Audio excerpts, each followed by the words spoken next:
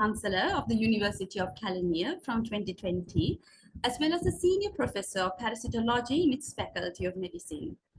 Samanthi Karyabasam will be moderating the panel discussion today. She's the Director Finance of DCSL Breweries Lanka Limited. And we look forward to a very interesting panel discussion guided by Samanthi. And our panel consists of 4 women, experts in their own field, who will help to enrich our knowledge on the topic under discussion. So without further ado, let's now begin the afternoon's program, which will undoubtedly be an insightful and productive one. Thank you.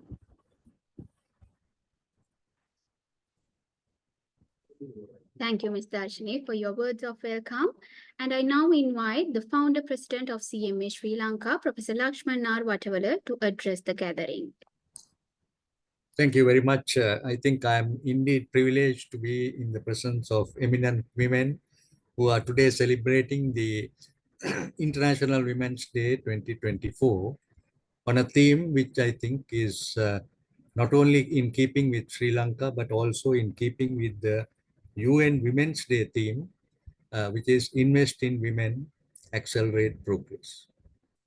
So we are very thankful to the CMA Sri Lanka Women's Leadership Committee, headed by Darshi, for organizing this Women's Day conference or seminar, and also for the other leading and eminent people who are present, especially Senior Professor Nilanthi De Silva, the Vice Chancellor of the California University, who is present with us, and the other panelists who I'm sure will provide a very excellent discussion on the theme that is there.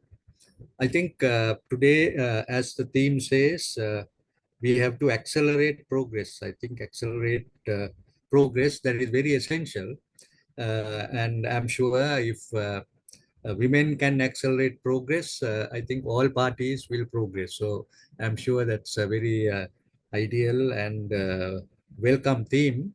And I must just say that CMA Sri Lanka, which is the National Professional Management Accounting Body in Sri Lanka, we also have a role to play in women, especially in the education field and also in the training, and of course providing them job opportunities in both the private and the public sector. So if you really look at our theme for this year, and our is the equipping future accountants. So I do hope that the women will be able to take a lead role in this to equip the future accountants, because there are 2 roles. One is, of course, from the members itself, who can really act as mentors to the students and put them in the right direction. I think these are very important area, and I'm sure as women you will be able to do it.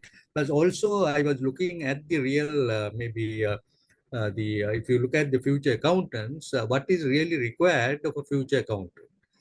We have identified 3 key areas which are really relevant to them, and one is the digitally they have to be digitally enabled. So that's, I think everyone knows that it is there. Then of course value driven. I think even on our backdrop you can see value creation. So if you produce management accountants, they should be people who can create value.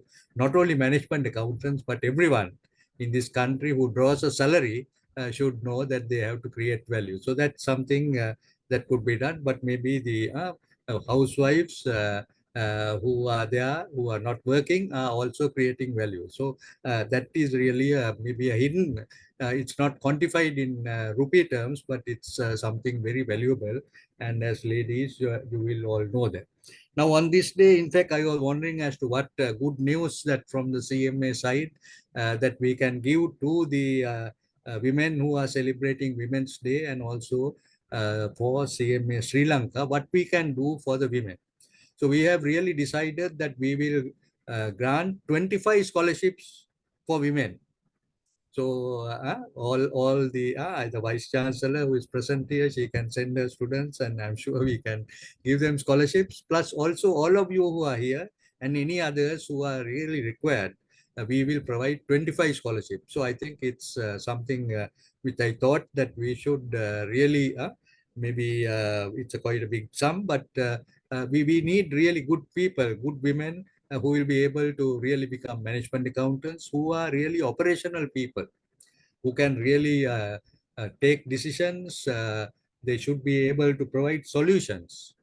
That's one of the things, because earlier we were only reporting, but now they should be solution savvy. So that's a very important thing. So let me once again congratulate our women's committee, and also thank all the eminent speakers and panelists for the time that they have devoted for this women's day celebrations. And I'm sure that it will do a lot of good, and also will set an example to everyone, especially maybe not only women, but also the men. Thank you, and I wish you all the very best. Thank you very much, Professor Watawala. Now, I would like to invite our keynote speaker, Professor Nilanthi De Silva, to deliver the keynote address on the today's topic of Invest in Women, Accelerate Progress. Professor Nilanthi is the Vice Chancellor of the University of Kelaniya, as well as the Senior Professor of Parasitology in its Faculty of Medicine. She was the Dean of the Faculty of 2012 to 2018 and has published over 100 research papers in scientific journals and has a Google H index of 34. She was named among the world's top 2% of research scientists in the list compiled by Stanford University and Elsevier for 2020, 2021, and 2022. Professor Nilanthi has also pursued a long-standing interest in quality assurance in higher education. She was a director of Quality Assurance Council of the University Grants Commission from 2018 to 2020. Most recently, she chaired the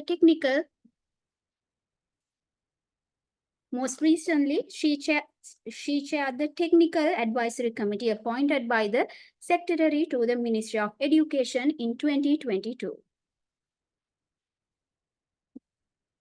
Over to you, Professor. All right, thank you. You can hear me, right? Yeah, okay. Yeah, okay, right. Okay, so let me start by thanking Professor Watawala and all of the other office bearers of CMA Sri Lanka, especially the Women's Leadership Committee, for inviting me to speak a few words today or deliver the keynote address on this Women's Day theme of Invest in Women, Accelerate Progress. I must add a caveat at the beginning that given my background is in education, and not as in accounting, I'm not going to be talking a lot in terms of what the financial investments that are required are, but more in general terms, and to look at how we are doing in the scenario in Sri Lanka with regard to the outputs of investing in women, really.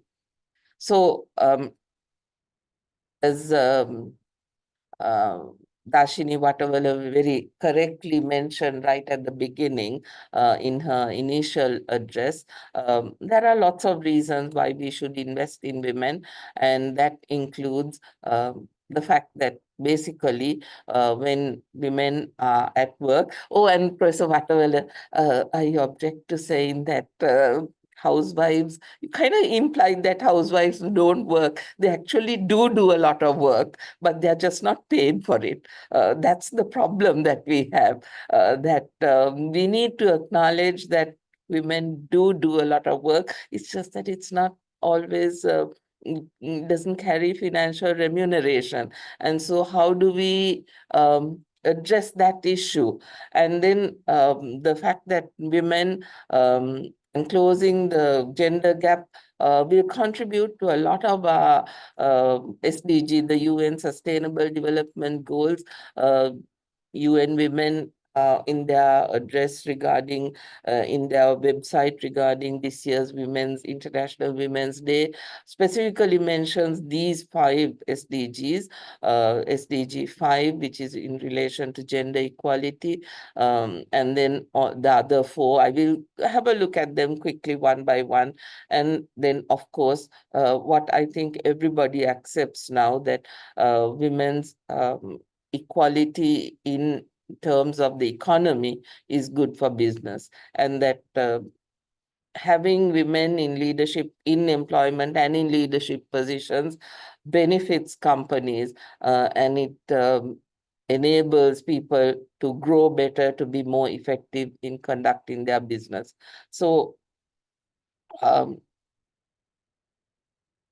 where are we then in terms of the UN SDG goals in Sri Lanka?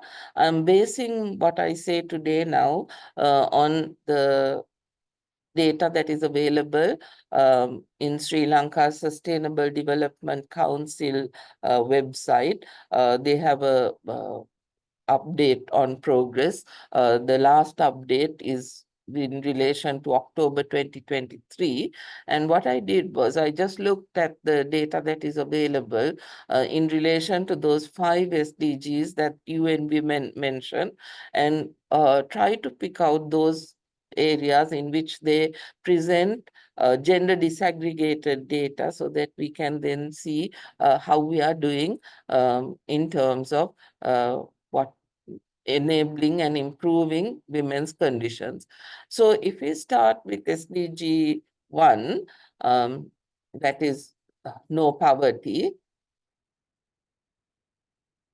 there is data available for Sri Lanka for only 3 of the 14 indicators that are supposed to, we are supposed to have data on in Sri Lanka. So that's something that is sort of in general. If we take the SDGs and the indicators for progress on the SDGs, in achieving the SDGs, we don't seem to have good data, and there are only in relation to some of the targets and indicators, gender disaggregated data as well. So if we first look at target 1.1, which is eradicate extreme poverty, indicator 1.1 was that by 2030, the target would be that we would have only 0.2% of our population below the international poverty line. The data available for Sri Lanka is that as of 2016, the proportion living below the international poverty line were 0.86% of women and 0.8% of women. So not a huge difference between men and women there.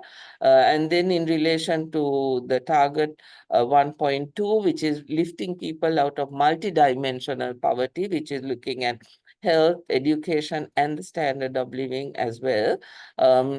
The target for 2030 is 8% of people would be not this indicator 1.2.1, that they would be above the, or we would have only 8% below the national poverty line. Again, not much difference between men and women in 2019, around 14%.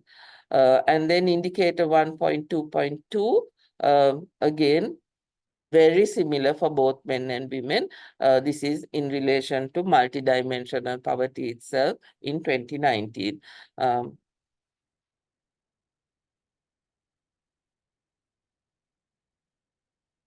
Sorry, I can't get this slide to move.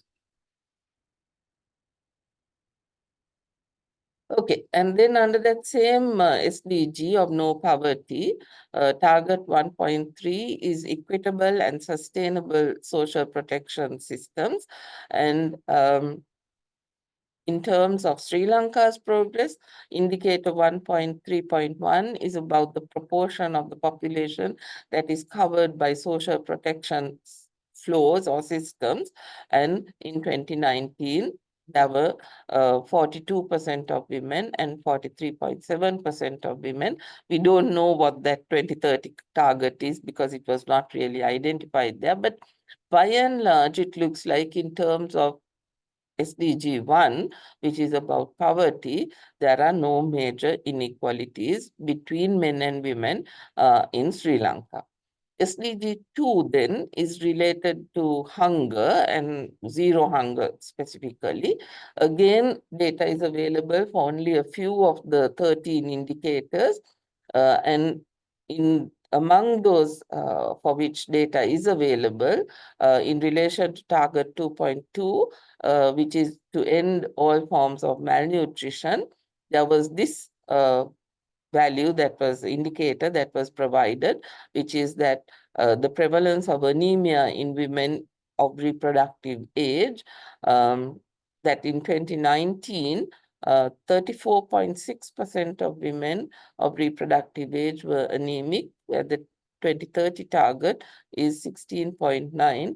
And I think we are quite far from achieving that target. Perhaps one of our panelists who is from the public health sector, Dr. Nadika Chandraratna, will be able to expand a little bit more on that later. And for me, I see this as an area in which we could definitely do better. But SDG 3, which is in relation to health and well-being specifically, there are rather more data available, 16 for 20 out of 27 indicators. And there are some indicators that are directly related to women's health. The maternal mortality ratio, for example, this is the number of women who die in childbirth-related causes. The 2030 target is 16 per 100,000 live births, and as of 2022, the value was 29.5. The adolescent birth rate per 1,000 women aged 10 to 19 for the 2030 target is 25. As of 2016, that number was 30. So not so far away, but it's not moving much from what I recall. And then antenatal care coverage, which is that pregnant women receive some form of antenatal care, at least 4 visits for antenatal care. We are pretty good on that particular indicator. As of 2020, it was 98.9%. So there are areas in which we could do better, and in other areas we are doing reasonably well in terms of health and well-being. In terms of education, SDG 4 and quality education, again, data is available for only 9 of the 11 indicators, which is not bad. But in general, the indicator 4.5.1, which is in relation to parity between males and females in school education, participation in school education, completion of primary education, completion of lower secondary and upper secondary. As you can see, the completion rates are better for female students than for male students. And completion of vocational education, on the other hand, it's a little bit less for females. So that's indicator 4.5.1.2. There are really, I think, apart from the vocational education side, no major inequalities as reported in the SDC Council website. Now we are getting into areas which are a bit more tricky. SDG 5, which is in relation to gender equality, specifically 14 indicators, and data is available for 5. And this is one of the areas in which out of the 17 SDGs, gender equality is the one that is identified as having the least amount of solid evidence available. And the first indicator that I picked up is the proportion of seats held by women in national parliament. It was 5% in both 2015 and the 2020 parliaments. The target is 25% by 2030. I don't think that we are going to achieve that target. And then again, in local government authorities, the target was not specified, but as of 2018, in the local government authorities, 23% of the seats were held by women. And then the proportion of women in managerial positions, this was, I can't remember what the survey was, but there was sort of evidence-based data that was provided, 25% in 2022. And for me, I see this as an area that clearly needs improvement. SDG 8 is in relation to decent work and economic growth, and target 8.3 in particular is about promotion of productive activities, decent job creation, and so on. And this one specifically talks about indicator 831 about the proportion of women in men and women in informal employment. And in 2022, that data showed that only 59.2 of employed women were in informal employment, whereas 71.3% of employed men were in informal. This data is generally going against my understanding of what the international data is, that more women are in informal employment than women. It seems to be different in Sri Lanka. And then target 8.5, the unemployment rate, 852, the indicator 8.5.2, unemployment rate was 6.5% for females, which is quite a bit more than for males, which is only 3.7%. The 2030 target is 5%. And again, here, this is something, an area in which we could do better.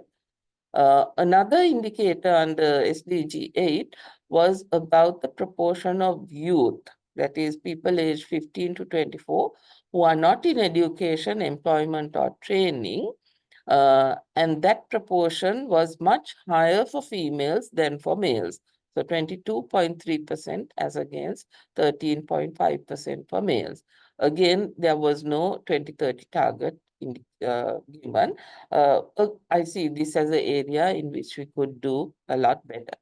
And finally, SDG 10 reduced inequalities, that by 2030, there would be empowerment and promotion of social and economic political inclusion for all. And this indicator 10-1 was about the proportion of people living below 50% of the median income.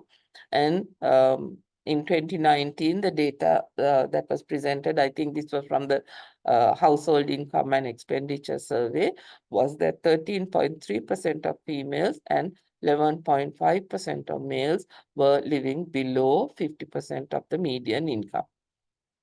I also pulled out a bit of data from this recent World Bank report by Subasinghe, Sosal, and Aturupana, published last year, regarding STEM education and careers, because this is seen as one of the pathways for getting people out of poverty and also into better gender equality. And what I want to pick up from this is that many of our girls, often in terms of exams, are doing better than the boys. So the pass rate at the O levels is better. The pass rate at the A levels is better, but most of the girls are pursuing non-STEM subjects streams for the A level. They are not going into the science, technology, engineering, mathematics subjects. If you take university education as a whole, about half of the university student enrollment, I share the calendar year data with you in a minute, is in STEM subjects, and a little bit more female than male enrollment. But again, STEM graduates account for only about 40% of the total. So this is our University of Calania data. We have a total of about 15,300 undergraduate students. So FCMS is Faculty of Computing and, Commerce and Management Studies. FCT is Computing and Technology, then Humanities, Medicine, Science, Social Sciences, and FGS is Graduate Studies. So you will see that apart from the FCT, the Computing and Technology faculty, which has predominant male population, however, the total number is small, the other faculties in general have more females in this brown color, more females, even in graduate studies, more female students than male students. And then that takes us from there to the impact on the workforce. Though women are receiving education, entry into the labor force seems to be limited, because the 2019 labor force data indicate that there was a total of about 8.1 million people in the labor force, but only 1/3 of that were females. And again, in STEM-related occupations, there were twice as many men as women. So that's kind of similar to the overall labor force. And again, in the TVET sector, the vocational education sector, female placement is lower than male placement. So again, I've interposed data from the University of Kelaniya regarding our employees, and we have nearly 1,500 of employees altogether, of which a little bit more than half are, you can see 54% of them are males.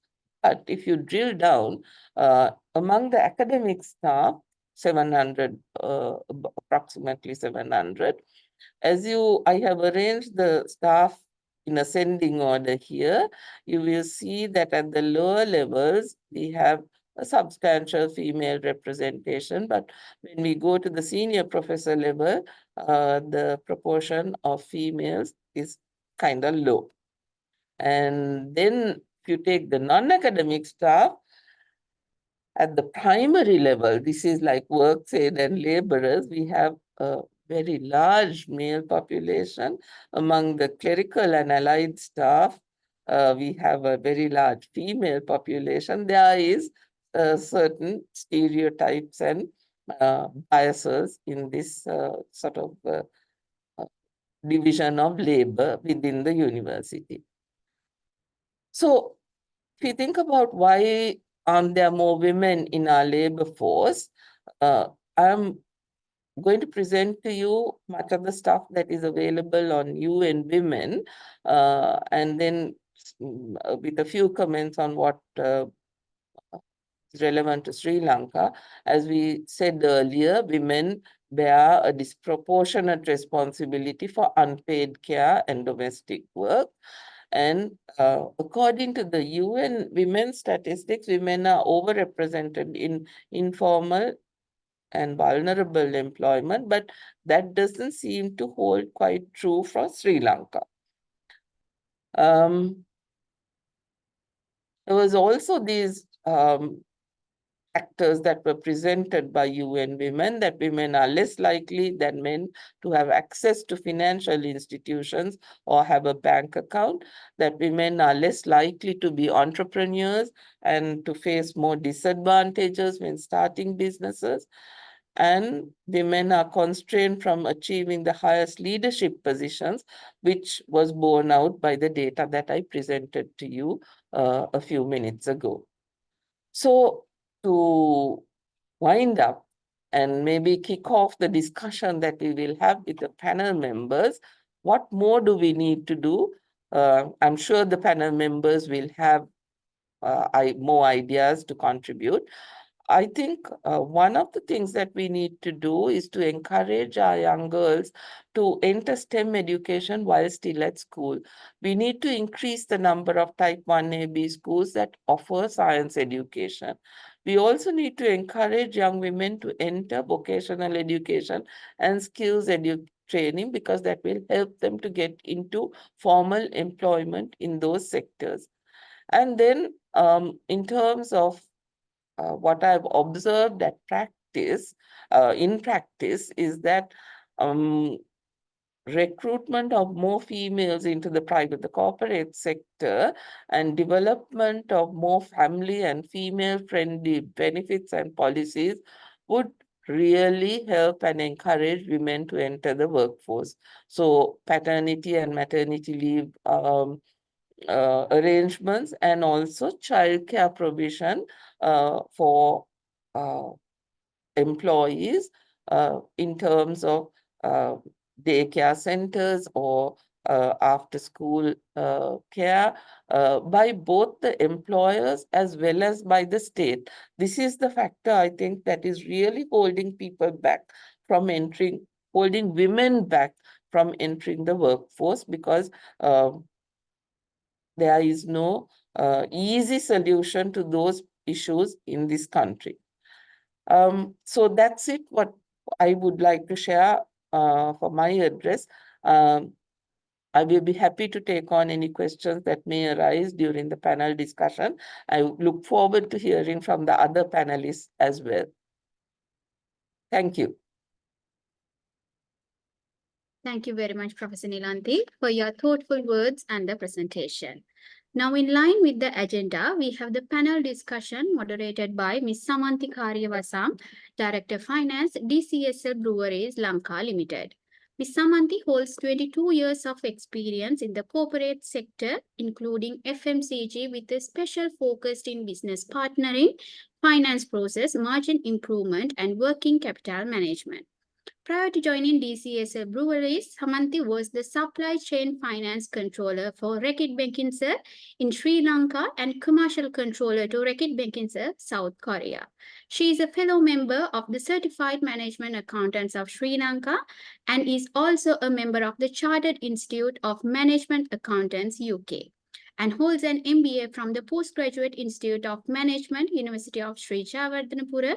Samanthi is also a World Prize winner of the Chartered Institute of Marketing, UK.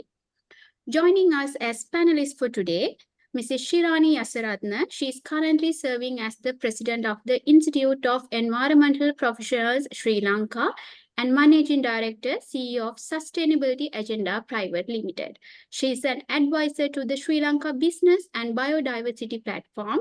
She possesses considerable experience in working with national and international industry associations in promoting sustainable consumptions and production practices in developing countries.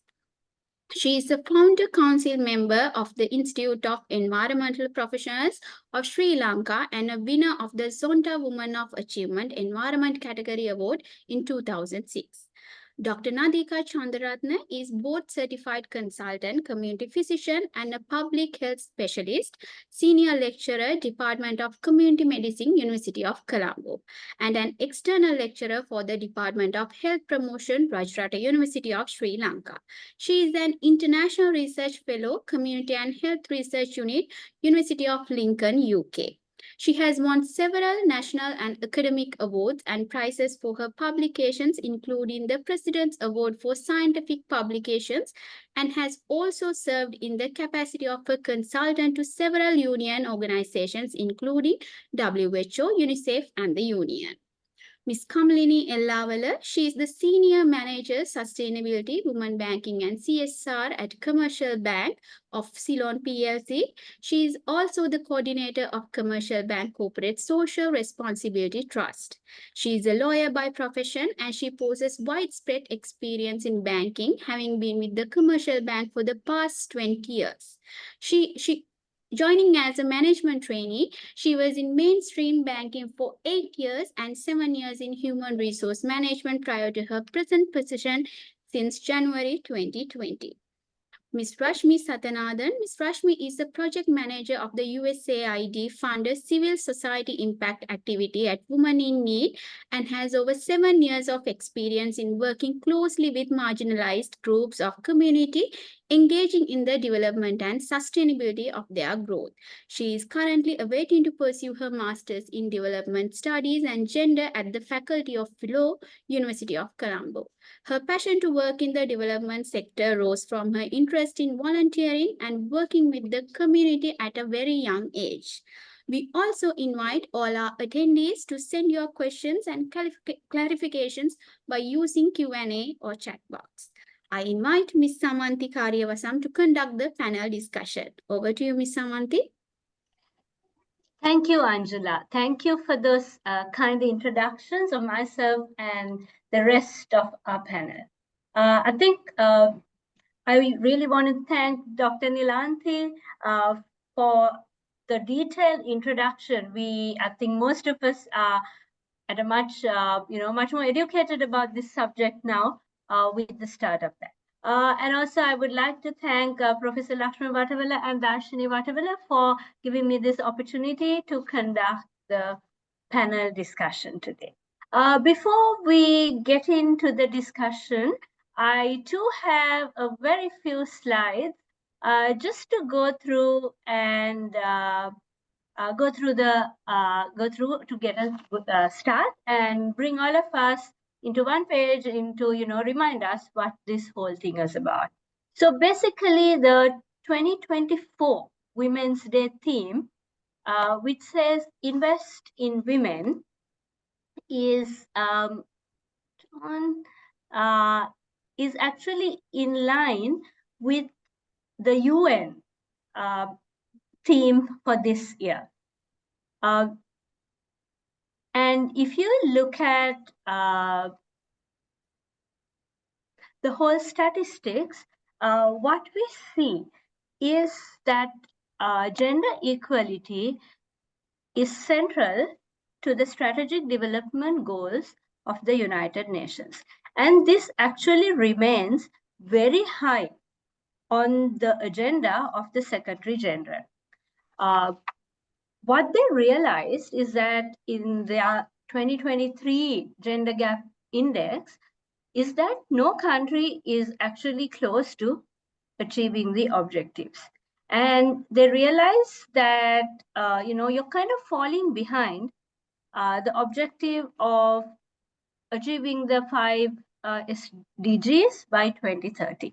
Hence, I think this year's Women's Day is focusing on what has to be done to close this gap. Of course, there were many reasons, many things that they did not foresee, starting with COVID-19, the economic and political tensions in the world, etc., that has led to this. But I think it's good that they have realized that things have to be picked up so that they can go towards that 2030 goal. If you look at this, the 5 main areas, I think this was touched on by the previous keynote address as well. Basically, what they're saying is investing in women is a human rights issue. And timing is running out, and gender equality remains one of the greatest human rights challenges in the world. And the second one goes on, also let me talk about the one on ending poverty. I think COVID, all these geopolitical conflicts, the climate disasters, and the economic crisis that not just Sri Lanka, but most of the world is going through, has actually pushed an additional 75 million people into severe poverty since 2020. And also they're saying this actually right now, more than 340 odd million women and girls are living, they're saying could be living below the poverty line by 2030. So hence, it's very crucial that immediate action is taken to arrest the situation. We will talk about gender responsive financing as part of today's panel as well. So what this goes to say is the conflicts, everything that's going on, right? Rising food prices. It says that countries will reduce their spending. And with this, it actually negatively affects women more than men sometimes. So what can we do to arrest the situation? And then we talk about a green economy and a chaos society. I think that's also a very important part of the whole agenda. And basically, the current system, it increases poverty, inequality, and also there's environmental degradation, which disproportionately affects women and also marginalized groups. Finally, of course, we need to support feminist change makers. And I think feminist organizations are leading the efforts to tackle the poverty among women and also the inequalities. But basically, they're receiving very, very little funding. So this is a challenge that needs to be addressed. Moving on to our own Sri Lanka, a little bit of facts. We have 22 million people, and labor force is about 8.5 million. However, official statistics say majority of it, 65%, is male. And that the female officially labor participation rate was only less than 32%. However, a national policy of gender equality and Women's Empowerment was launched during the 2023, which is like last year during the Women's Day. And this was put forward by the Ministry of Women's and Child's Affairs and Social Empowerment, and also, I think, supported by the UNFPA and certain other UN agencies as well. So the purpose is to establish a framework to standardize and develop laws, policies, programs, etc. So that, and also it recognizes that achieving gender equality and participation and engagement of men and women, men and boys also is critical in addressing these challenges. Having said this, when you look at the statistics, it's like, okay, very low participation, most of the workforce is men. However, there are efforts being made, and I think we need to recognize that the world's first female Prime Minister, Sirima Bandaranaike, was from Sri Lanka. However, 2022 data says that only 5% of the seats in parliament are currently held by females. So what happened?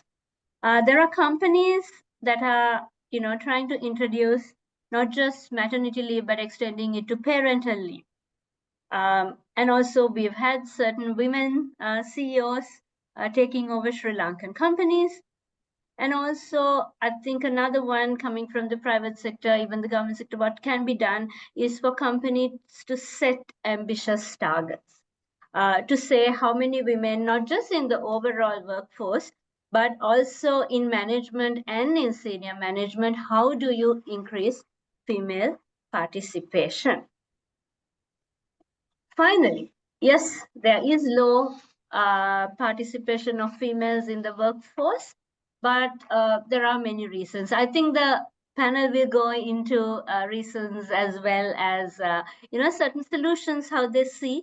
But I think starting with stereotypes, basically because by women are discouraged to actively participate because of certain care responsibilities, say, at home.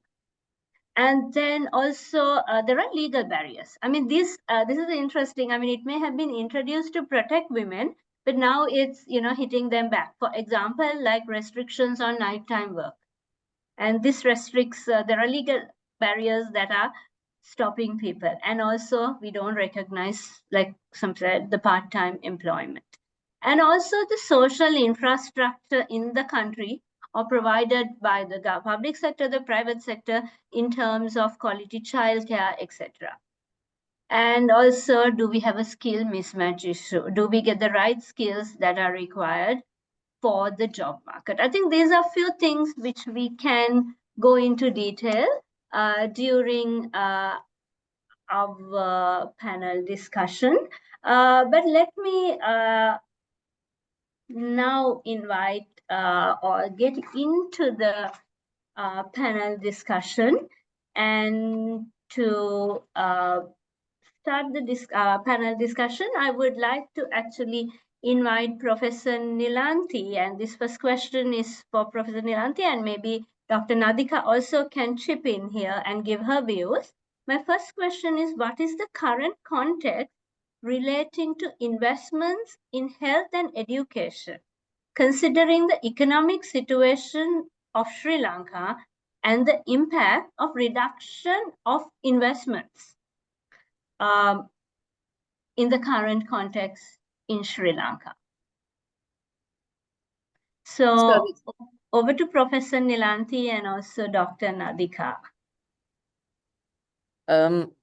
I think it's definitely affecting women more, Samanthi, because women, because of this pattern that we have in the employment in the labor force side, when there is declining investment, women are the one who carry the burden of care and that unpaid work that they all do. You get hit worse. So, and where investments in healthcare, for example, and I'm sure Nadika can speak to that, those are the things that will be affecting women more than men. So it's going to be problematic going into the future. Yeah.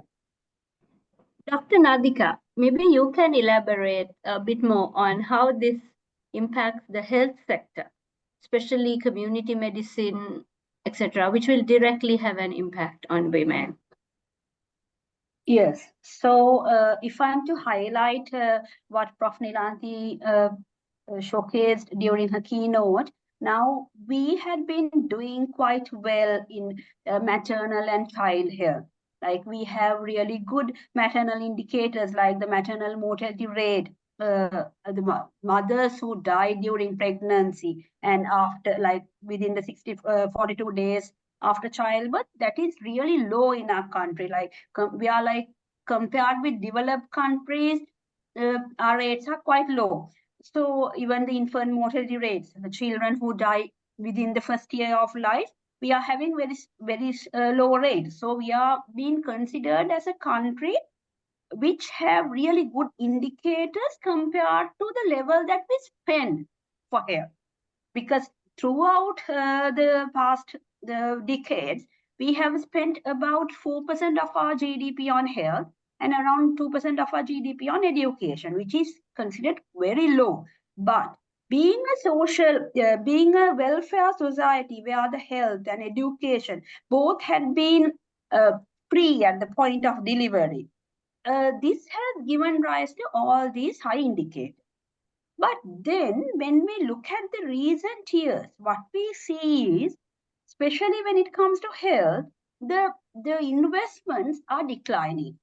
Now, compared to 2021, the 2022 expenditure on health is declining by nearly by around 63,000 million. Right? And then again, for education also, we are like quite static and we are spending around only 2% of our GDP. Then what happens is, now we are spending low, and then we actually don't know whether we are spending on cost-effective interventions as well. Now, looking at the trends of behavior of the community, now we see a lot of, now Madam showed about the adolescent pregnancy rate. We were having quite low adolescent pregnancies. The teenage pregnancies in our country was quite low. But we see increasing trends during the past 3 or 4 years, especially after COVID. And then we have very low spending on things like comprehensive sexuality education. The teenagers don't know to protect themselves. They get exposed to a lot of the illnesses like sexually transmitted diseases. And we are not spending enough on these cost-effective interventions. So that was something that I wanted to highlight. And then when it comes to education, we see this the third tier or the private sector coming on, right? We see a lot of young people and adolescents getting involved in the private sector. Then how would this affect the equity? Now we know the people who could afford would go for higher education, whereas the people who could then we are increasing gender inequality and poverty as well, because it's a vicious cycle. So I don't know whether I answered your question completely, but that's what I wanted to highlight a little bit more on spending on health and education. I think you did pretty well, Dr. Nadika. Thank you for that. And I think moving on, we spoke about spends and funding resources, etc. I think my next question is for you, Kamalini. How can we ensure equal access to financial resources and opportunities for women entrepreneurs and professionals, particularly in traditionally male-dominated sectors? Coming from a leading private sector bank, the question is, have you developed any products that are targeted specifically towards women as well? So over to you, Kamalini. Thanks, Samanthi, and thank you, CMA, for having me, having a representation from Commercial Bank also for this very important discussion. So to talk about the support that as a financial institution, what we have extended to women and specifically to women entrepreneurs. Actually, in the year 2020, bank collaborated with IFC, International Finance Corporation, the World Bank Finance arm, to roll out a gender advisory project that is to support women, a 360-degree approach that we took, looking at the women, the customers, as well as specifically on the women entrepreneurs, and as well as what we can do as an organization to support our female employees. So in that, what we especially focused was on the side of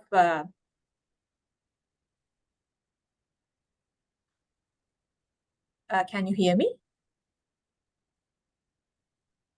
Right. Okay, sorry. So what specifically focused was on women entrepreneurs, supporting entrepreneurship. So in that, we have a specifically designed women portfolio that we rolled out, specific products and also services. Because in this area, what we saw in women entrepreneurship is it is not only the funding that they require, it is a holistic approach that we have to take.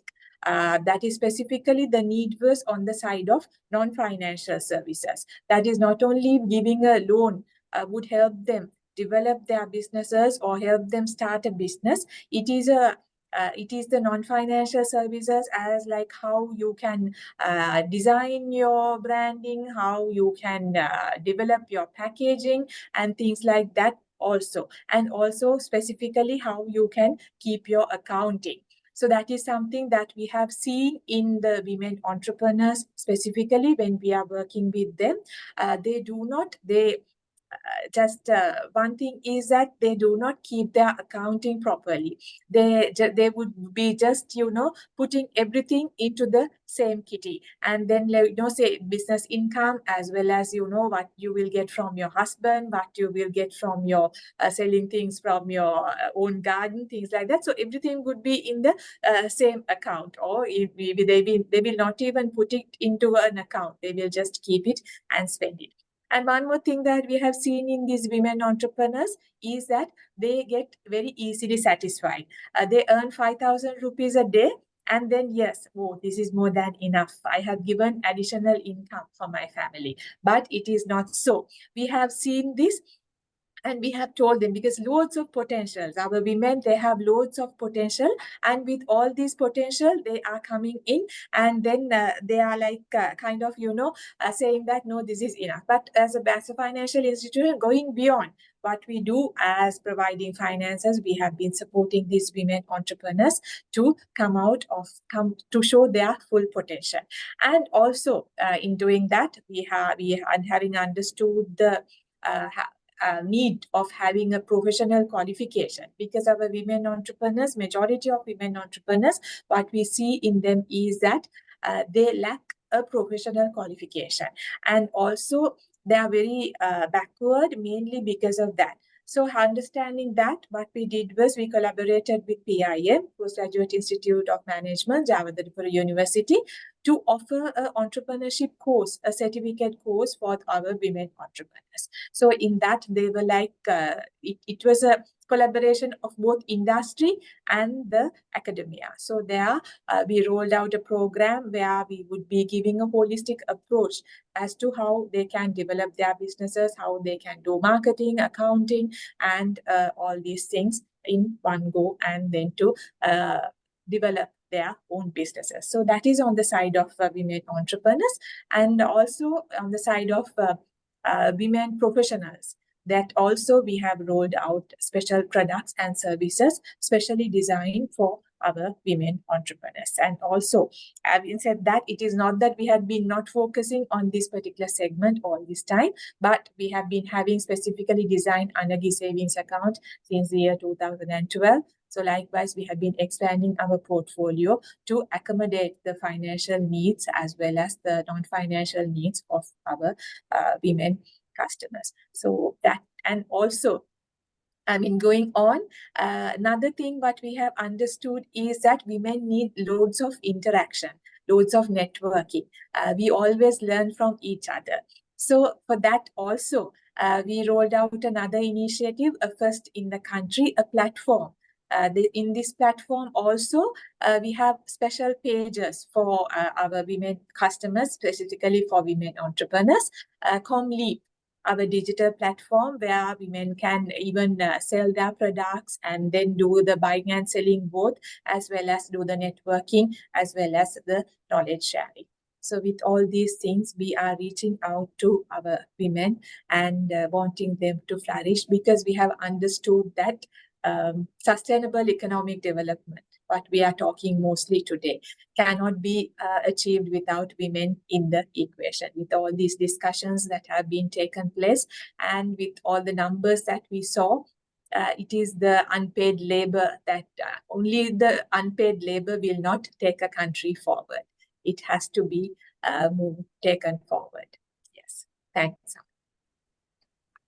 Thank you, Kamalini. That was actually, it's good to hear, and especially the initiatives that you're taking. And if everyone does this, imagine where would we be today. Thank you. Let me now direct my next question to Rashmi. Rashmi, my question to you is, WIN, Women in Needs, like what you represent, provides essential crisis intervention support services to women who are victims of violence. In times of economic crisis, such as what Sri Lanka is undergoing currently, what are the challenges of meeting the funding requirements to carry out your organization's activities, and how do you overcome that? Thank you for the question, Samanthi. So Women in Need, we are present in 7 districts, that is Anuradhapura, Batticaloa, Badulla, Colombo, Mathura, Jaffna, and Ratnapura. So we provide free counseling, legal emergency shelters in the 4 districts, Anuradhapura, Batticaloa, Mathura, and Colombo, as well as a 24-hour hotline. In addition to this service, post-COVID and due to the economic crisis, we realized that the status of SGBV has completely changed, just like the country context, where SGBV is quite gruesome right now. So in addition to the 4 services we provide, we have been entitled to relocating some of our clients. So during the economic crisis, most of the women used to, visit all our crisis center, not just to receive a counseling or a legal service, but seeking for financial assistance to look after their children. So we have partnered with multiple donors who support us in this, but since this is something that we had not foreseen, we have been entitled to look for funding outside. So we've had personal foreign donors who have assisted in doing this. In addition to that, we have also had our donors who have, very generously supported to us. But when it comes to relocating a client, it means the husband or the perpetrator just wants to kill her.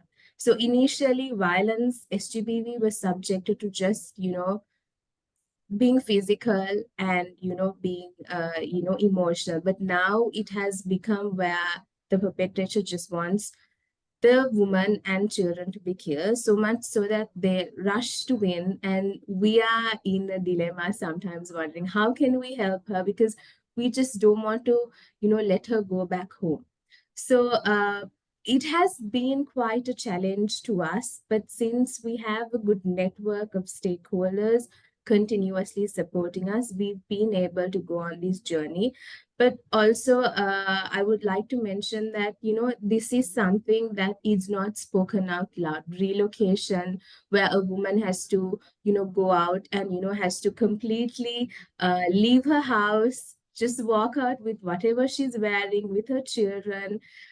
This is something that is not, that has been going on, but it's something that has risen as a result of the economic crisis in the country, because after a point, even the perpetrator is unable to provide to the family. So what he does is he's either on drugs or he's at home and he doesn't know what to do and he starts beating the wife. So we are trying our best to work with donors and everyone to sort of look into this challenge, but it's something that that is going on.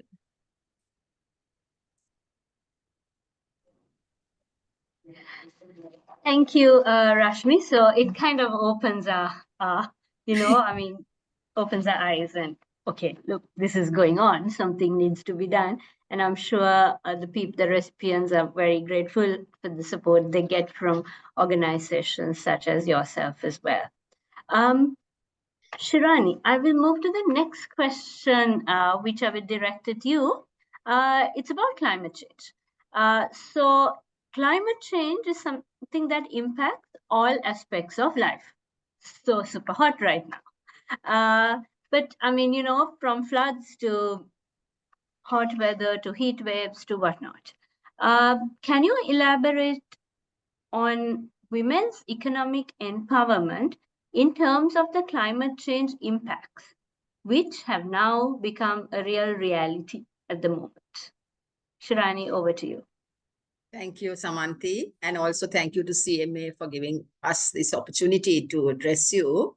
Right now, I'm representing the Institute of Environmental Professionals, Sri Lanka, and also I have another hat which works very much with biodiversity and environmental conservation, and that's how I get my experience in perhaps climate change. But before I get on to the question you asked me, I would like to just quickly tell you that the Institute itself has about 300 or more scientists, or professionals working in the field of environment. And when you say environment is a cross-cutting theme, whereby we have architects, lawyers, maybe accountants, maybe, academics who are in this field. And it's a really mix of different types of expertise that we get. Now, looking at the types of members that we have, looking at women and men, we have about 37% of those professionals are women. And we find that quite a number of them are more comfortable in fields like natural sciences, medicine, agricultural sciences, and a very small percentage actually are engineers or, the hard type of profession, and maybe construction, things like that. So we have about, 37% are women and the rest of them are males. And actually, this is also something important because researchers worldwide, 30%, there are only 30% women in the world. So, we need to sort of bring in more science and more thinking where women are concerned in the educational field. Now, taking climate change, the question you directed to me, now, as you said very correctly, we as a small island nation is grappled with a whole lot of climate exigencies. Now, we have recently seen a whole spate of rain, which came at the wrong moment. I think from the month of August till about December, it rained cats and dogs. And that is really not what happens in Sri Lanka normally. And then we have tidal waves. We have also got landslides, that go with it, and a lot of issues that women and men, households, etc., have to face, especially in coastal communities where the impacts of climate are seen the most. Now, when there are climate change impacts, a lot of men, because of the changes that are taking place, they leave their households because they need to find other employment, which perhaps is not so dependent on natural resources, and then leaving the women behind to grapple with households, with families, and, to look at ways of, earning a little bit more, and also looking at how to combat the effects of climate. So they are left there, and most of them, as was mentioned by Kamalini, are unskilled, and they really are unable to look after their finances. They don't have any business case scenarios within them. And, it's a case of just, as she says, getting 5,000 rupees and being happy with what they get so that they can, run their household with that. So actually now we did a lot of work in the Vilpattu buffer zone area. A lot of encroachment happens in those areas. And we did some work with women, with the Women's Society in Anuradhapura district. Now these ladies, they did, when we try to minimize land, expanding into larger land areas, and we try to get more crops that you can invest, or you get more from the land, like say for example cash.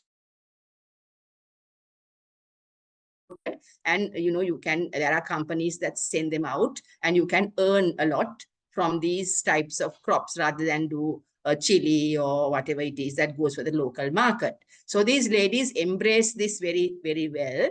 And, they did, with a lot of interest, we taught them how to do this new cropping systems and all that. And unfortunately, right at the time when the flowers were coming, it started pouring, and then what happens is they lost their crop. And, then comes this whole thing of climate insurance, because, in Sri Lanka, we don't have any schemes that look after these sorts of things, where, if your crop fails, you are insured for it. And then, you get something back from it.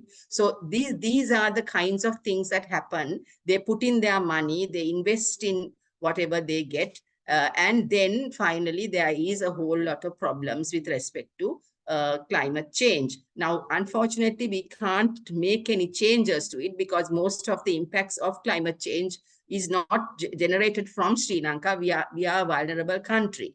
So unfortunately, we cannot do anything else but adapt to it. So how do we adapt is the next question. So we need to open these ladies to other types of skills, like, maybe things that are not dependent on climate, like say, link them up. Now, what we try to do is link them up with businesses because they don't have a business case in them. So we bring in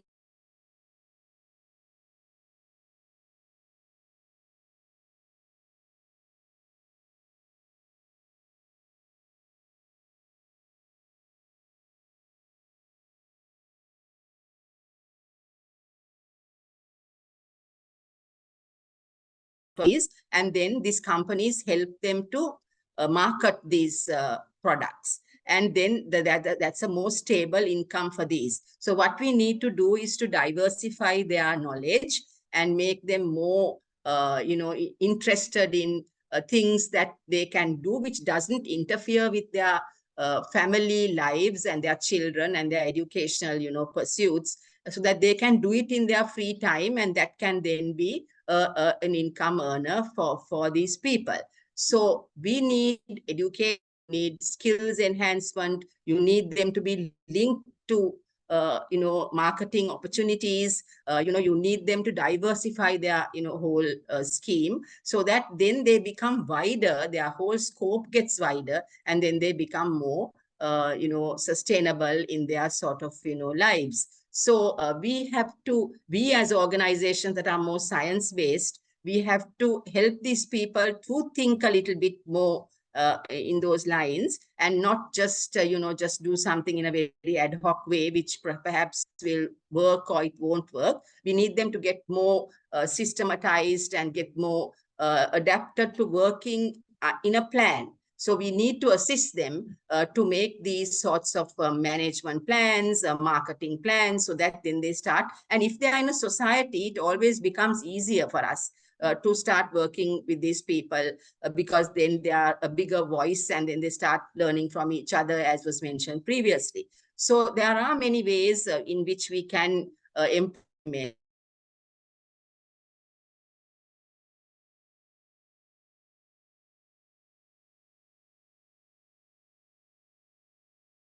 working with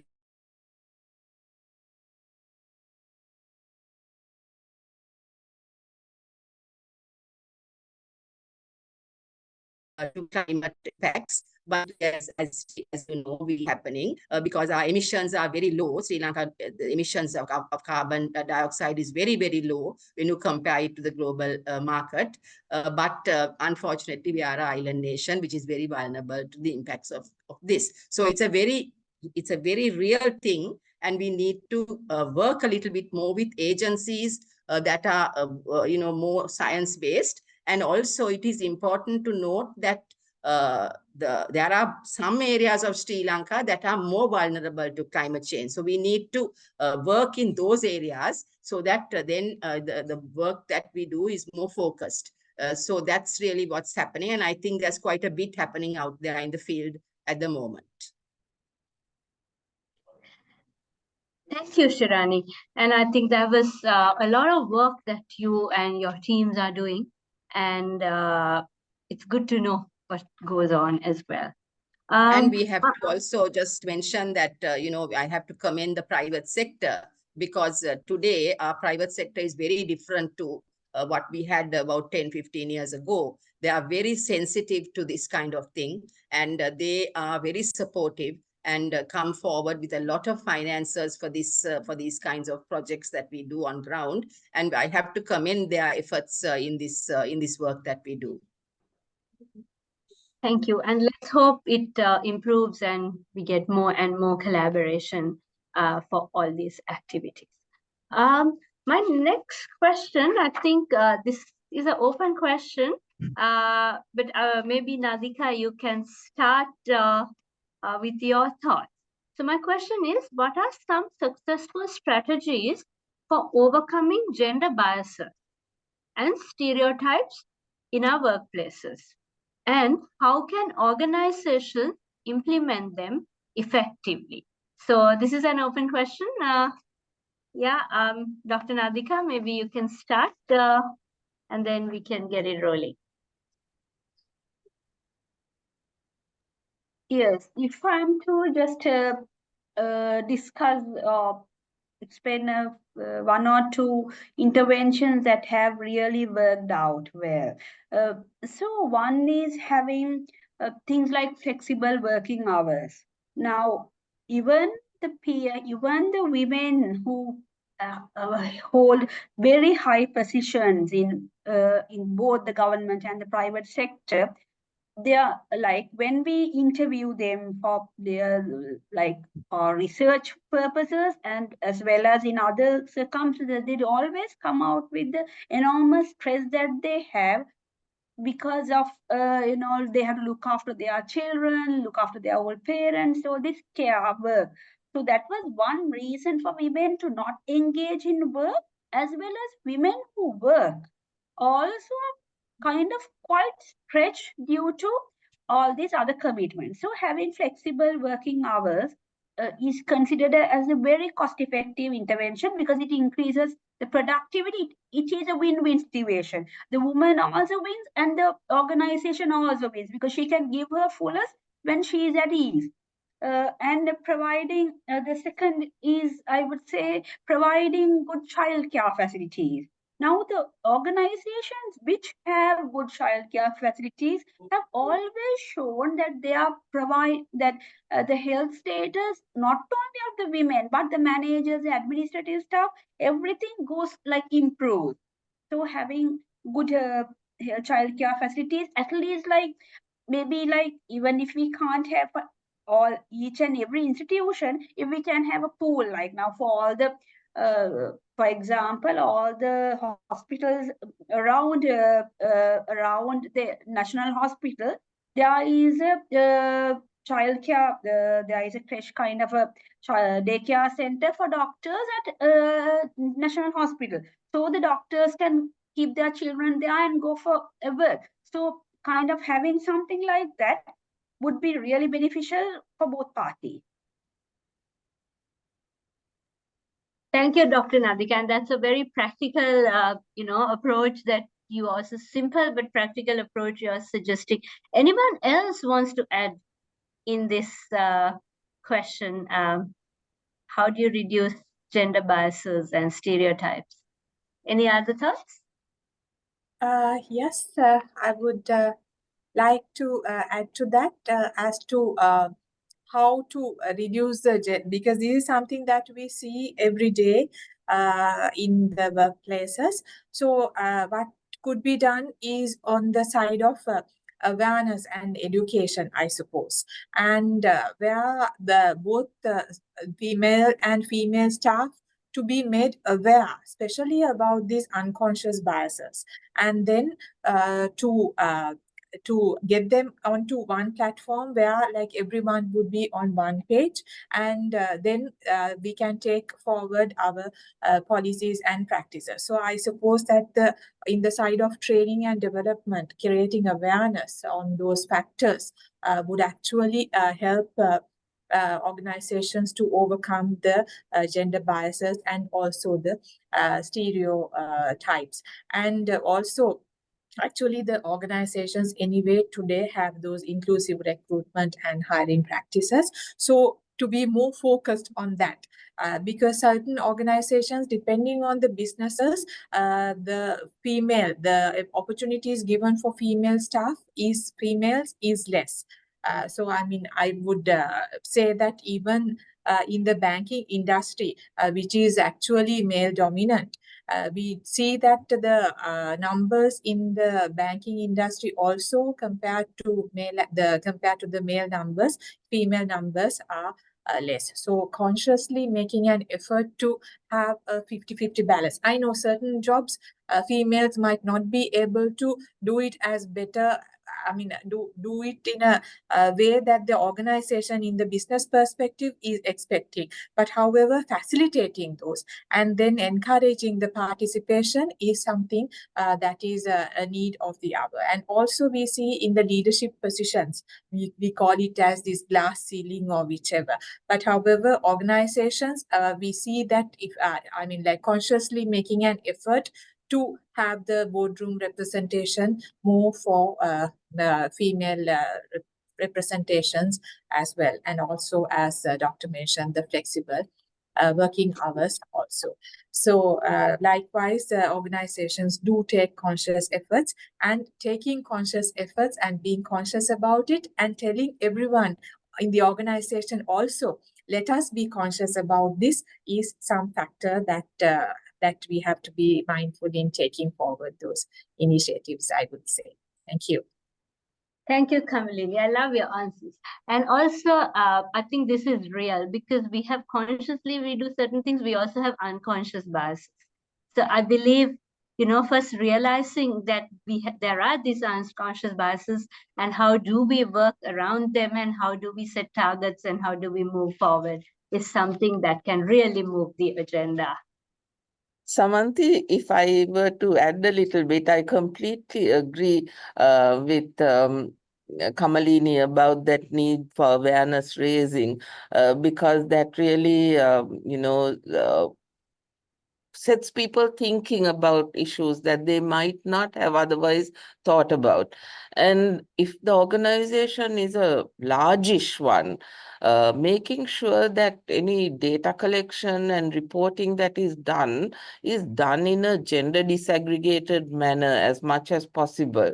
So for example, if it's CMA, to know whether your students are largely your membership is male or female, what seniority, students, just simple collection of gender disaggregated data in itself can be helpful, informed decision making. And then the third point I want to make is something that I have kind of realized over the years is that women in leadership roles really do play a role, that role model thing. I've had so many young women come up to me and say, Madam, your presence there as the Dean of the Medical Faculty or as the Vice Chancellor is such an inspiration to us. I mean, I just thought I was doing my job and getting on with things, but and I never thought of myself as a role model as such. But there have been so many young women who have come up to me and said that, and I see that that's also important because they realize that yes, you can have children, you can have a good family life, you can achieve that work-life balance, which is sometimes really difficult for women. It can be done in this context, and that you can, really contribute to the progress, to the development of an institution without, how do you put it, deprecating your role in contributing to leadership. And Professor, that inspiration is not only coming, they're seeing you as a role model. It is actually you are doing it, bringing a new perspective into a question, into a problem, and, multitasking, and also bringing in innovative ideas that actually we have seen, and those things are actually proven as well, Professor. Yes. Men and women bring different perspectives to the table.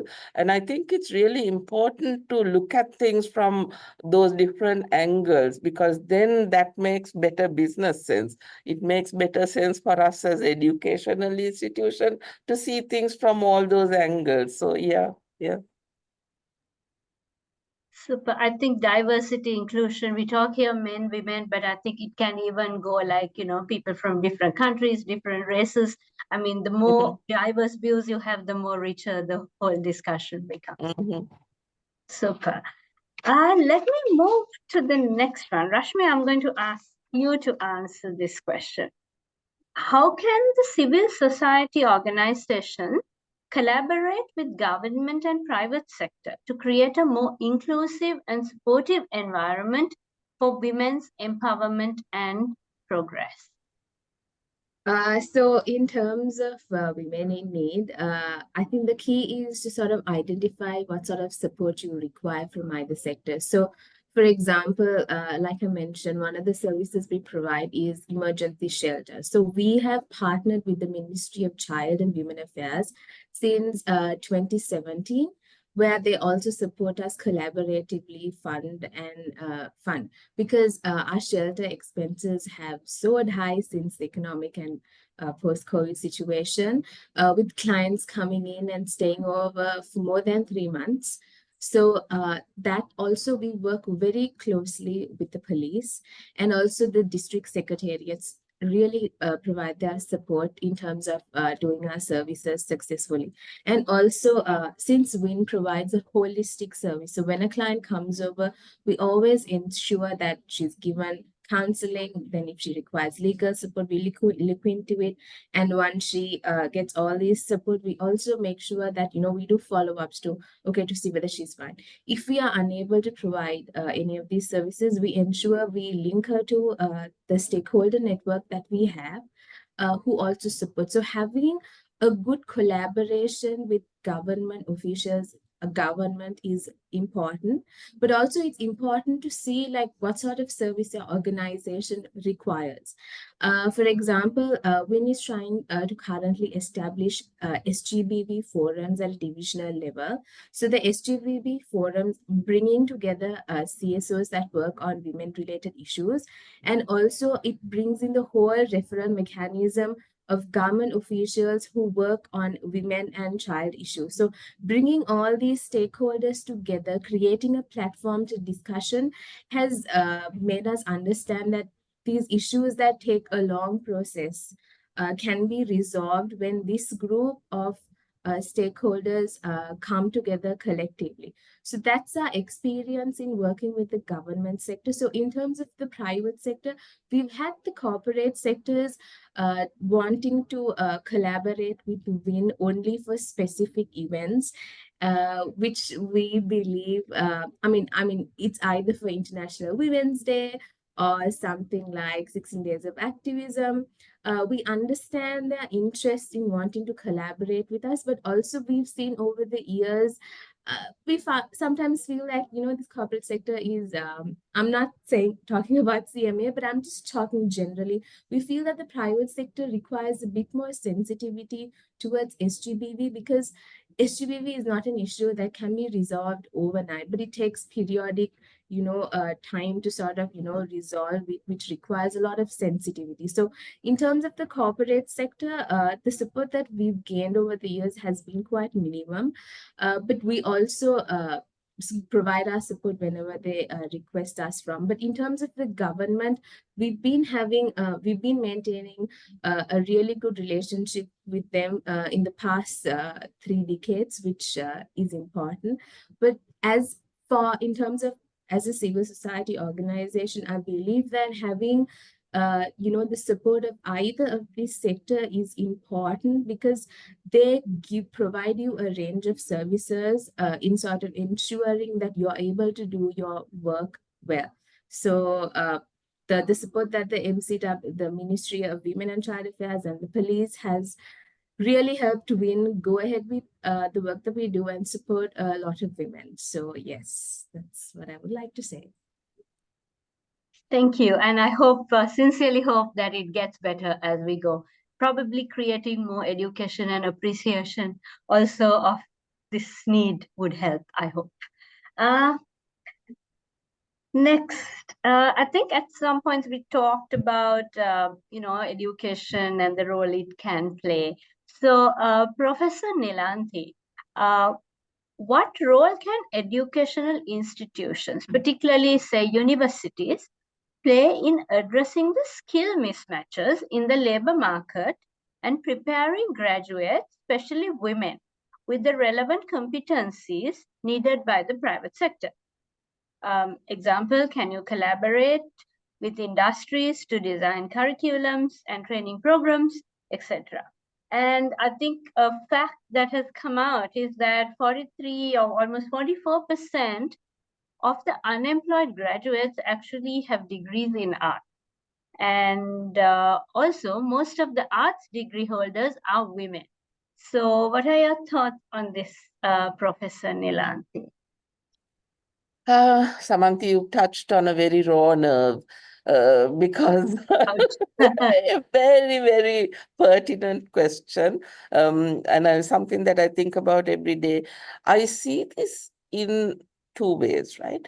One is that, okay, our faculty, if I take Caledonia, for example, and I take our student population and the way in which we design and deliver our curricula, in the commerce and management studies, they really do prepare students for entry into the world of the corporate sector.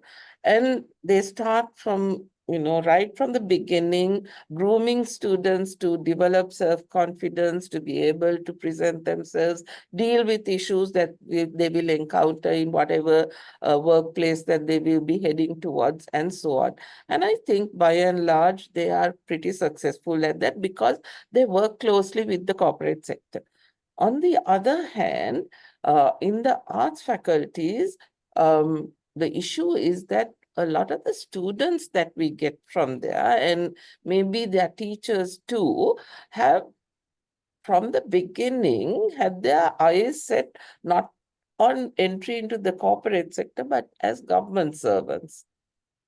And so they are waiting for employment in either the civil servant as a civil service or teaching jobs that will involve being in the government sector. So they are not, so that's from where the skills, so-called skills mismatch sort of gets aggravated, but it is set at the school level because you see that we have maybe 10,000 state schools in the country, and only some of them, only about 1,000 provide science stream education. And so that's the type 1AB schools. And maybe 2 or 3 times that number provides art stream subject. Commerce and management studies also will be in the 1C schools, but those students who enter into the faculties of commerce and management studies, I think are generally by and large okay. The others who end up doing the social sciences and humanities, that's where we are struggling. And so we can't reduce those numbers either. Over the last maybe 5-10 years, admissions have been static, but there is no way that the government can reduce those numbers. Yeah. So we need to start at school level by encouraging more girls to go into STEM education so that they can go into the IT industry, for example, which is crying out for graduates and for their work to build up their workforce. So we need to start right from the school level. It's what is happening in terms of university graduates is a result of that disparity. Yeah. We are doing our best, and yes, certainly there is a lot we can do. So, for example, our Faculty of Computing and Technology is actively trying to increase the number of girls who apply for admission. Yeah. Interesting. Actually, I never looked at it in that sense, but actually what you're saying also demand supply, like, supply more graduates where the demand is. And very interesting. Samantha, I think as a arts graduate, I myself have to contribute to this. Yes, it is actually the added qualifications that took me where I am today. And as you correctly mentioned, Professor, it is within the hands of the academic staff who are leading those faculties to encourage students to have additional qualifications, and also to encourage students in the, vocational training in those areas, as you correctly mentioned. So the attitudinal change has to happen from the top, actually. So those things would only take us somewhere. Otherwise, it will be in the same case, I suppose. Yes. Also, I'd just like to add something here. The University of Colombo reached out to us, Biodiversity Sri Lanka, asking our help in curricular development for business environment degree, which we were churning out students for the sustainability sector that is now emerging in the private sector. Lots of the private sector is now asking for sustainability officers. They are all reporting voluntarily on various global standards. So we help this University of Colombo to do the curriculum to suit the requirements of the private sector. So actually, if there are collaborations like that, you'll churn out the students the way the sectors want it, and there'll be job opportunities, so this kind of collaboration would be very, very useful. Very nice. And I think, yeah, adapting yourself to where the need is. ESG is another hot topic these days as well. Yes, let's with that move to my next question. Agriculture is a crucial sector for human survival, and women play a crucial role in agriculture. However, women often face cultural, social, economic barriers that limit their productivity and ability to fully participate in the agricultural development, including unequal access to resources, cultural and traditional barriers, and also gender-based violences. So Shirani, what can be done to improve this situation? Well, the reality is that whatever we may say, Sri Lanka is a land-based, agricultural-based country. And women make up about 43% of the global agricultural labor force. And yes, as you say, they face significant discrimination when it comes to land and livestock ownership, equal pay, participation in decision-making entities, and access to credit and financial services. So in Sri Lanka at the moment, the participation of women labor force in particular is quite low compared to the global norm. Now, nearly 45% of the global agricultural workforce are women, who are also often key contributors to household management. So therefore, when they have to work in the field, they also have to work or do manage their households. So I think it's a really difficult situation for them, and as such, some of them find it really hard to do the work in the field, and also some of it is quite, intensive. So I think there again, they are left high and dry sometimes by the men who take on jobs in, the cities and leave them to with the fields and, things like that. So I think basically what, again, coming back to the whole thing is looking at vocational training, looking at other ways of diversification, looking at, business development ideas, training, giving them some skills, upskilling. They are looking at how they work on these things, and also a lot of the policies that we have also do not help to make equal pay for women, and this sort of thing. So I think we should be working with the top management as well, especially in the estate sector, in the plantation sector, where a lot of women do a lot of work in the fields, so that they get their equal pay, and also for the work that they do. So I think all forces must work together, both government, private sector, and also the NGO community, to take stock of what's going on, and make some policy changes actually at the sectoral level, so that then these changes can be made. So I think a lot of effort needs to be made, especially in the plantation sector, where women are very much in the agricultural services, and we need to work together on that. So there again, it's public-private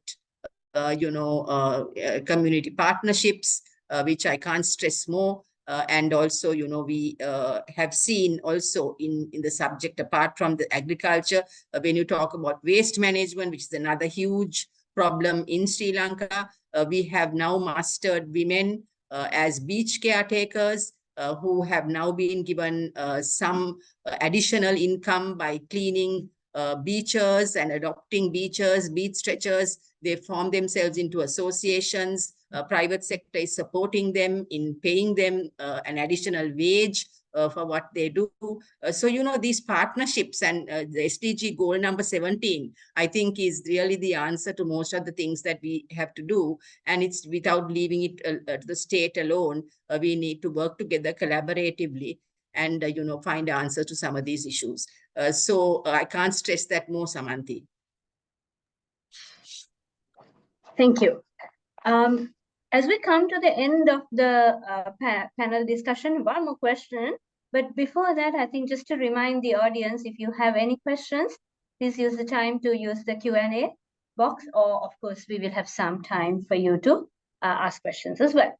Okay, Rashmi, as an organization dedicated to supporting women experiencing domestic violence and economic hardship, how does Women in Need advocate for support initiatives that challenge traditional gender roles and empower women to seek economic independence, despite societal barriers and stereotypes that we spoke about before? So the ingrained stereotypes in the community is one of the key reason as to why HGBV still continues, why the cycle of violence keeps recurring, just one after the other. So WIN conducted a qualitative research in 2023 to check on how the gender norms have changed over the years, and we have come across, the research finding says that most societies, most communities believe that violence has to exist within the marriage. That means the husband has all the right to beat the wife despite whatever it is, because she becomes his ownership after marriage. So some of the things that WIN does in order to break these stereotypes is conducting mass community awareness. So we just don't do awareness programs for men and women, but also just women and girls, but we also conduct programs for men and women, the three-wheel drivers, various parts of the community. We select target groups like the transport sector, then, for example, the health sector, where we educate them. We also are now focused on sensitizing youngsters, because we believe that like these norms can be changed through awareness at a very young age. So these are some of the things that we do. In addition to that, since social media is accessible to everybody, we conduct social media campaigns, not just for International Women's Day or 16 Days of Activism, but also generally we just conduct all these campaigns in order to create the awareness, make people understand that, there is gender equality and equity, and it's important that, at a young age, respect has to be given. So these are some of the things that we do to sort of break these gender barriers that keep existing in society. Thank you, Rashmi. And again, many thanks for all the good work done by organizations such as yours. Before we come to the end and take the open questions, would any of you like to give some quick remarks, as well as maybe what I would really like to hear is what are some of the strategies that you have implemented to ensure a more diverse and inclusive work environment where you are working or where you are involved? So, because end of the day, we have to be happy where we are, and then we spread our wings to, make it a much more broad base. So, any thoughts in that area before we go to the general questions? We started our own daycare center in the University of California because that was an issue that was affecting a lot of our staff. And we found the resources to support it, and it's functioning reasonably well. So yeah, that's one change that we've made, because our diversity policies, employment policies are gender blind anyway. Anything from the others about what you have done in your own work environment? If I'm to talk a little bit about the health sector, now sexual harassment in workplace is considered, especially when it comes to grades like the attendants, the nurses, the sexual harassment had been invisible but happening a lot. So we, as the Women's Health Committee of the Sri Lanka Medical Association, a couple of years back, we developed the guidelines for reporting of sexual harassment in workplace. So, and then we started, now, although we have the guideline, we should be educating people about the guideline, how they should be, because sometimes women actually don't know where to report. And sometimes they're scared to report because it's again their boss who had been harassing them. And then they don't know other mechanisms of reporting. So we started educating them on reporting as well. So that was one promising intervention, because having the guideline per se helped in reducing harassment in some places. So that was one, I consider it as a kind of good step that we took to sort of stop harassment in health sector. In most of our initiatives and projects and all of them, we are very conscious about this gender equity. And most of the time, whenever we have panel discussions and all that, we ensure that panels consist of men and women. And we don't allow only men and only women to dominate these panels. We also take count of the gender, the men and the women in our workshops and training programs, just to see how, and almost all the donors require that. That we have a count of, who is present in these areas. And in the institute itself, the subject of environment is one that a lot of guidance is needed. So we have some training programs when for university students, we have a student membership category as well, where we go out there and we talk to them about opportunities in the environmental field. Because a lot of them have done natural sciences, or they've done environmental science, or they've done agriculture. And, all these have a opening to the environmental agenda, because today it has diversified in so many ways. When we started, we didn't have such diversification. So we do give them some kind of capacity building and, give them avenues in which they can go so that, they get a bigger reach. And they know exactly what master's degrees to follow, or, what, sometimes they want to do a little bit of an internship. We always give them opportunities for that. so that they can then understand where these young girls need to go in science and in the environmental sector. So that's something that we are very conscious about. Thank you. Any other remarks on the subject of having a more diverse and inclusive work environment?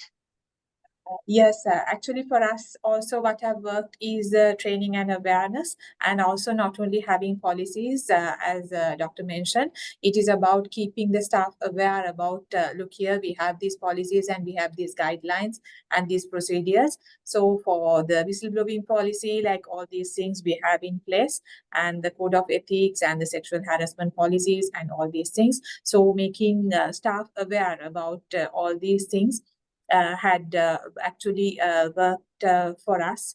And also on the side of recruitment, we are conscious in having a more balanced, and even in a batch of promotees as well, we are conscious in having a balance.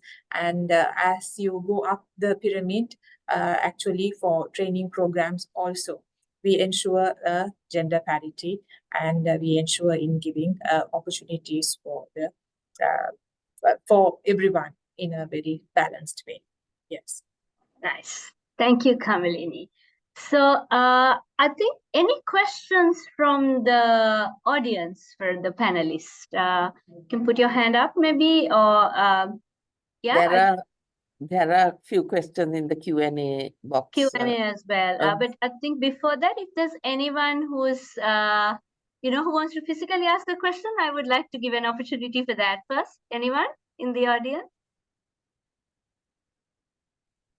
No? Okay, so let's move to the Q&A box. Somebody has raised a hand, I can see. Yes, I cannot see, but yeah. Please go ahead.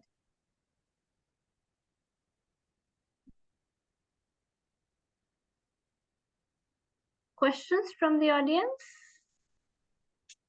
Do we have to unmute them, Angela? I don't think this format permits questions from the audience like that, Samanthi. Isn't? Yes, because we can't unmute the attendees. Yes, unfortunately. Yes, Okay, I think, yeah. Q&A box. Yes, so any questions, please send them to the Q&A box. But I think the first question is, shouldn't our education system, both secondary and higher education, have programs to educate students on gender equality, diversity, and inclusion?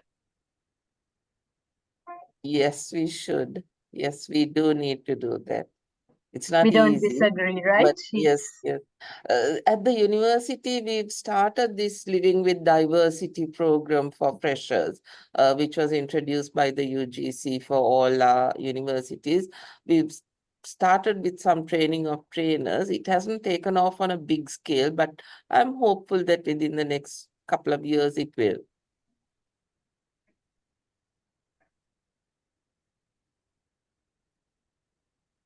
Okay. I think there's a question on the insurance industry. How mature is the Sri Lankan insurance industry in regard to climate change? Do you foresee room for products like crop insurance? Any experiences here with the work you have done? I think you touched a little bit on issues with cultivation. Shirani, maybe you want to give this a shot? Yeah, I mean, very few companies have come forward with this risk, insurance. And I think more should do that. We haven't really come across experiences with crop insurance, but there are some companies looking at that. But we have some experience with insurances for human-animal conflicts, human-elephant conflicts, because there again, you can lose your agricultural pursuits as a result of animal, invasion. So some company, there was a pilot project that I know of that an insurance company came forward to assist the farmers but the thing is they had to pay a premium. So until the, project support them for the premium, then they are fine with it. But when they have to support their own premium, it doesn't work out. So that's the problem, because we are working with people who really don't have enough income to pay and don't understand the long-term consequences of these kinds of issues. So this is a field that should be developed definitely into the future, because climate is going to be one big problem that we have to face for a long time more, and it's going to get worse, not better. Our experience as a financial institution is, yes, we have been trying this for various times with the insurance companies for our micro and agriculture customers. But however, those insurance schemes came at a very high premium. So obviously the customers were not willing to, and for the bank also to bear that type of a premium was not economical. And also on the side of the insurance companies, why they are very reluctant in this area of climate is because as a country, we do not have the proper data as we have not done any climate stress testing in depth. So we don't know which areas are prone to flood, which areas are prone to the landslides, and all these things. The data, the country data is not available. So therefore, the insurance companies are also not in a position to do a proper, accurate assessment. So because of that, that is why they are coming at a high premium. So because of that, this had not been moving forward. But as financial institutions, we see the high risk of these funding climate projects and also for agriculture, and which has to be done also as a need of the hour. So we are looking at other options in supporting the agriculture and the micro entrepreneur sectors. Yes. And if there is data, Kamalini, it's stuck in various departments and it's not collated into one. So hopefully the new climate university will have all that data. Definitely, yes, an area where we hope to see progress. Last question is, I think we briefly touched on this, Professor Nilanthi, as well, but I think it specifically says, can universities reduce the intake of students to arts? You're mute, Professor. No, that's not something that we can do because that won't be politically acceptable. Like I explained, a lot of the school leavers are in the art streams, and so we have to, make that provide that opportunity. But we can perhaps look at encouraging. So there has been a distinct transition to students getting into the commerce stream and then getting them better admissions there. And that is a transition that I have seen happening. But reducing the arts intake is not going to work in the near future.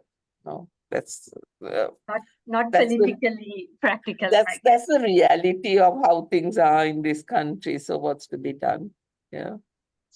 I think, thank you, all of you. I think we had a very good panel discussion and managed to address all the questions in the Q&A box as well. So over to the organizer for the rest of the proceedings. And we're bang on time, 5:02.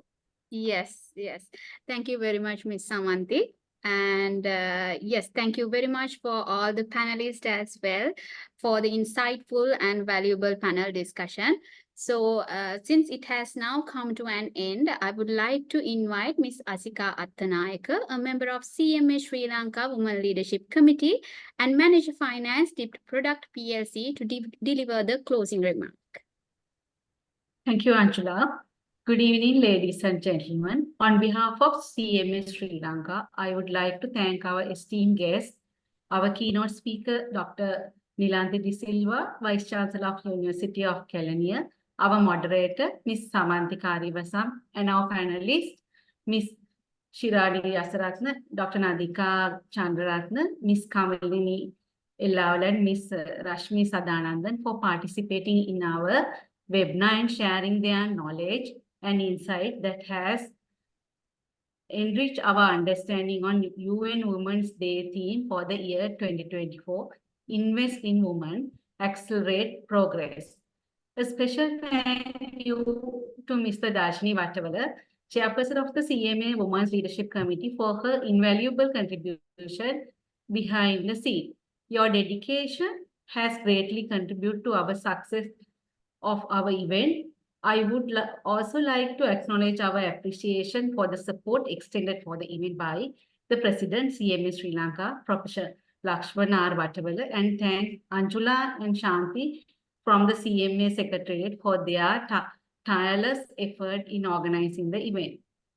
And of course, a big thank you to all the participants. We hope you found our webinar is insightful.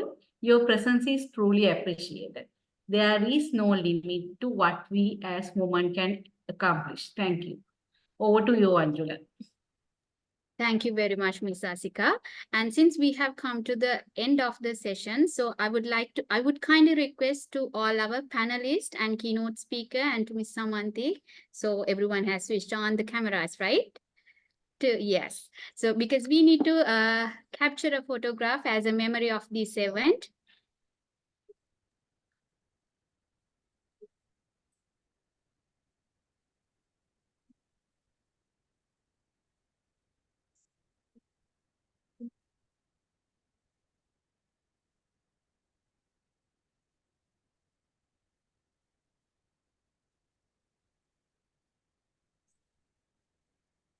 Okay, right? Okay. Okay, thank you, Tarindu. So, and that marks the end of the celebration of International Women's Day 2024 by CMA Sri Lanka. It was wonderful to have all of you with us today, and I wish you to have a good evening. It's me, Thank Anjula you very much. Patirana, representing CMA Sri Lanka. Thank you, everyone. Thank you very much. Thanks so much.